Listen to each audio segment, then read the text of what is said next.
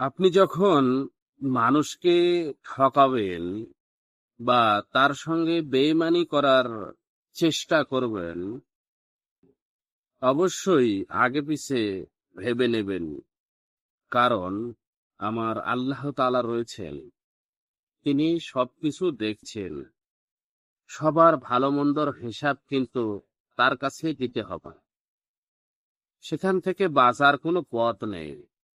আমি আপনার সঙ্গে চিটারি বাটপারি করে হয়তোবা 2 দিন ভালো থাকবে, কিন্তু সারা জীবন পড়ে থাকবে। আর এই জীবনের পরে তো আরেকটা জীবন রয়েছে, সেখানেও গিয়েও হিসাব দিতে হবে।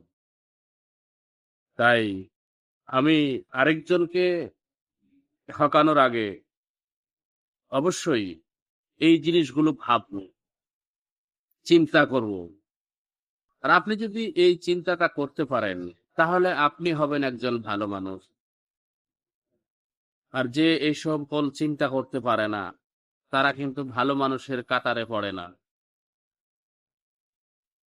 তো ভালো মানুষ হতে হলে অবশ্যই ভালো কাজগুলি করতে হবে, নয়তো এই জীবনেও অশান্তি, পরকালও তো অশান্তি রয়েছে। আমার ভিডিও বানানোর মকসদ এই যে এই দুনিয়াতে সবাই কম বেশি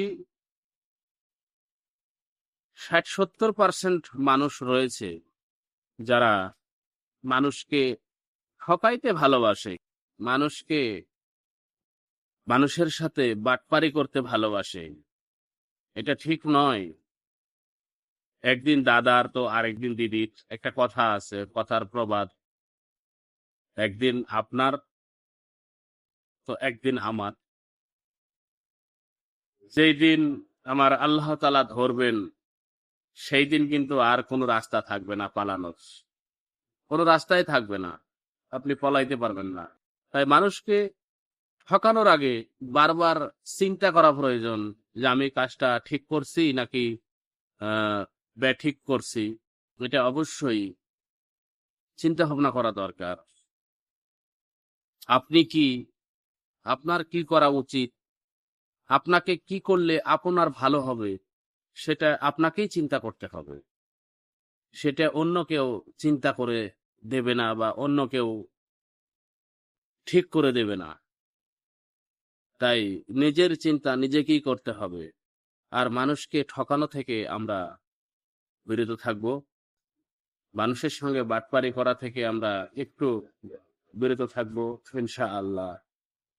আমি এমন কিছু করব যেন আমার এই দুনিয়াতেও শান্তি হয়, ওই দুনিয়াতেও যেন শান্তি পাই। আল্লাহ তাআলা সবাইকে বোঝার তৌফিক দান করুন। আর আমার এই কথাগুলো শুনে যদি কারো ভালো লাগে, তাহলে অবশ্যই লাইক, কমেন্ট, শেয়ার করে যাবেন ইনশাআল্লাহ। আসসালামু আলাইকুম।